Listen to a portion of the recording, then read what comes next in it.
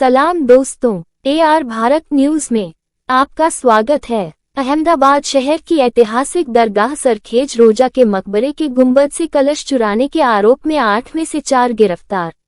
अहमदाबाद शहर की ऐतिहासिक दरगाह सरखेज रोजा मजार के गुंबद से पंचतन पाक के कलश चुराने वाले 8 लोगों में से 4 को गिरफ्तार कर लिया गया है। तो आइए जानते हैं क्राइम ब्रांच ने इस पूरे ऑपरेशन को कैसे अंजाम दिया। क्राइम ब्रांच के डीसीपी अजीत राजयान ने पत्रकारों को बताया कि 30 जून से 1 जुलाई की मध्य रात्रि को शेख अहमद खतगंज बख्श साहिब के मकबरे के गुंबद से पंचधातु से बनी लगभग 150 वर्ष पुरानी पंचतन पाक को किसी अनजान व्यक्ति द्वारा चुरा लिया गया। व्यापक हवाई सर्वेक्षण के बाद तकनीकी निगरानी और स्थानीय खुफिया जानकारी के आधार पर यह स्पष्ट किया गया कि आरोपी मेहसाना जिले के कारी शहर के निवासी हैं। उसके बाद विशिष्ट खुफिया जानकारी और तकनीकी विश्लेषण के आधार पर जानकारी मिली कि आरोपी चोरी का माल बेचने की तैयारी कर रहे थे, जिसके आधार पर यह अपराध किया गया। इसमें शामिल 4 आरोपियों को गिरफ्तार कर लिया गया है तथा जांच में सामने आए अन्य 4 आरोपियों की तलाश शुरू कर दी गई है। 4 आरोपी गिरफ्तार किए गए हैं, जिनके नाम हैं सुरेश दांतानी, मुन्ना दांतानी, विष्णु दांतानी, गोपाल दांतानी और 4 फरार आरोपी दिनेश दांतानी, किशोर दांतानी, जालिबेन दांतानी, जाशु दांतानी अभी फरार हैं। Bureau report Ahmedabad. Latest news देखने के लिए हमारी चैनल AR भारत न्यूज को सब्सक्राइब करें। खबर, विज्ञापन एवं इंटरव्यू के लिए व्हाट्सएप मैसेज करें। ગઈ 30 જૂનના રાતે અને 1 જુલાઈના વહેલા સવારે અમદાવાદ શહેરમાં, અમદાવાદ જે એક વર્લ્ડ હેરિટેજ સિટી છે, એમની અંદર સરખેજ રોજા કરીને જે એક વર્લ્ડ યુનેસ્કોમાં વર્લ્ડ હેરિટેજ સાઇટ આવે છે, એ હેરિટેજ સાઇટની અંદર જાણ પડે છે પોલીસનું કે જે એમના પંચતન કલશ હોય છે એ ગુંબજ ઉપર એમની ચોરી કરવામાં આવેલ હતું અને એ ચોરી એ આખી બહુ મોટી એક હેરિટેજ સાઇટમાં કઈ રીતે થઈ, કેવી રીતે થઈ, એ બાબતે ક્રાઇમ બ્રાન્ચે તપાસ કરી।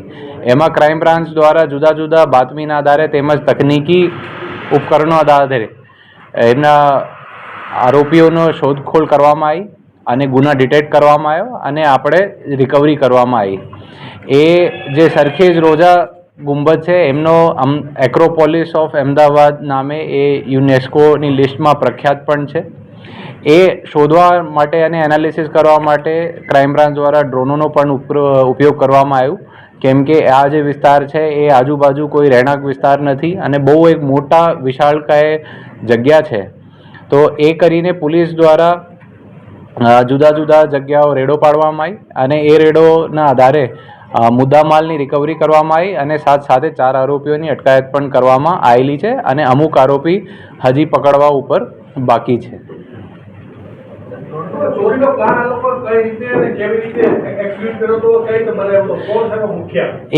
એ જે આપણે ગુંબજના ઉપર કલશ ચોરી થયા હતા એ પંચધાતુનો હોય છે। ચોરોના મનમાં આવ્યું કે આ પંચધાતુની જગ્યા સોનુનું હશે અને એ બહુ કિંમતી જ હશે, કેમ કે એ જે કલશ છે એ લગભગ 150 થી 200 વર્ષ જૂનો છે અને જે આખી હેરિટેજ સાઇટ છે એ 2017માં હેરિટેજ ડિક્લેર કરવામાં આવેલ હતી। તો એમનું લાગતું હતું કે આ રાતે ત્યાં આજુબાજુ લોકોની નજરોથી બચીને એ ગુંબજ આખો પાડવામાં આવે અને એ ગુંબજનું વેચાણ કરવાથી એમનું સોનું એમનું લાગતું હતું, પણ ખરેખર એ પંચધાતુનો જૂનો ગુંબજ બનાવેલું છે। આરોપીમાં અલગ અલગ વિસ્તારોના આરોપીઓ છે। એમાં સુરેશભાઈ દંતાણી છે એક આરોપી, બીજા આરોપી મુન્નાભાઈ દંતાણી, વિષ્ણુભાઈ ચુનાભાઈ દંતાણી, ગોપાલભાઈ ધર્મેશભાઈ દંતાણી જે પકડવા ઉપર બાકી છે। એમાં દિનેશભાઈ, કિશોરભાઈ, જલીબેન અને દસુભાઈ દંતાણી પકડવા ઉપર હજી બાકી છે, જેમની શોધખોળ ક્રાઇમ બ્રાન્ચ કરી રહી છે।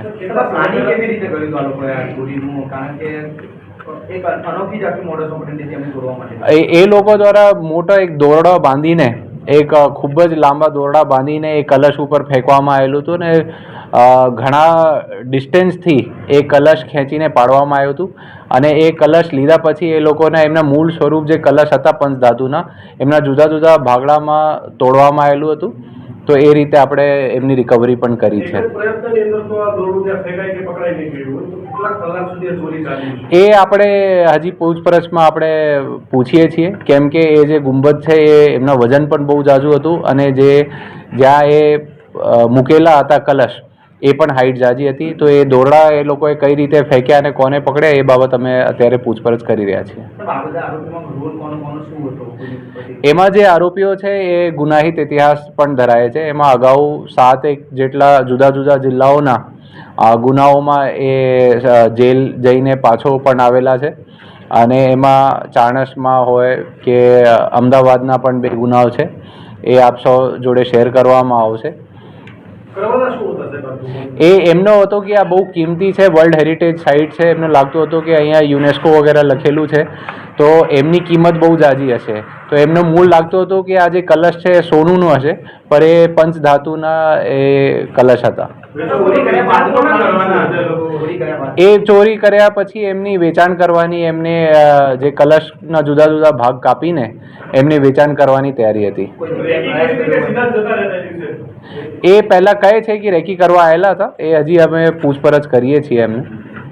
ઐતિહાસિક મૂલ્ય ધરાવતી વસ્તુ હોય, સામાન્ય રીતે જે હેરિટેજ વસ્તુ હોય તેની પણ કિંમત ખાસી હોય છે. કેટલી અંદાજિત કિંમત આંતરરાષ્ટ્રીય બજારમાં આંકી શકાય અને જેના અંદાજ ઉપર આ લોકોએ આ પ્રકારનો પ્લાન કર્યો? એ એમનું લાગતું હતું કે સોનુનું હશે, તો એમનું લાગતું હતું કે ભાઈ 150 કિલો જેટલા આમાં સોનું હશે, પણ ખરેખર એ પંચધાતુથી બનેલી કલશ હોય છે અને એ હેરિટેજ સાઇટ છે તો એમની માર્કેટમાં પણ કિંમત એમનું લાગતું હતું કે જાજી હશે. એ ટુકડા કરીને વેચવાનો પ્રયત્ન કરતા હતા. તે દરમિયાન ક્રાઇમ બ્રાન્ચને બાતમી મળી અને એ આધારે અમે ગુના શોધ્યું છે. એ એક જ વિસ્તારના મૂળ નિવાસીઓ છે અને આજુબાજુ એકબીજાને ઓળખતા હતા અને ત્યારે એ લોકો દ્વારા કાવતરા રચવામાં આવેલું હતું અને અહીંયા એ ગુનાનો એમનું સ્વરૂપ આપવામાં આવેલું હતું. એ આખો હેરિટેજ સાઇટ છે એ બહુ વિશાળકાય જગ્યા છે અને એમાં ઘણી બધી એન્ટ્રી એક્ઝિટો છે. તો એ આપણે કઈ દિશામાં જઈ શકીએ, કઈ એનાલિસિસ કે કઈ રીતે લઈ ગયા હશે, ક્યાંથી એમને આખો કલશ ખસેડ્યા હશે, ટ્રેક્સ ક્યાં પડ્યા છે, એ બાબત અમે ડ્રોનનો ઉપયોગ કર્યો હતો. એમાં 4 પકડાઈ ગયા છે અને 4 હજી પકડવાનું ઉપર બાકી છે.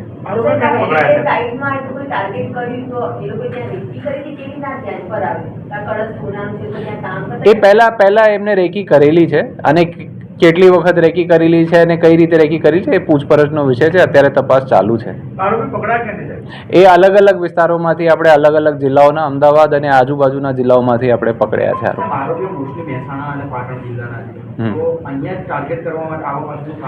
નહીં, અગાઉ પણ એ અમદાવાદમાં જે પ્રેસ નોટ આપ સૌ જોડે શેર કરવામાં આવેલું છે, એ અગાઉ અમદાવાદમાં પણ એક ચોરી કરી ચૂક્યા છે.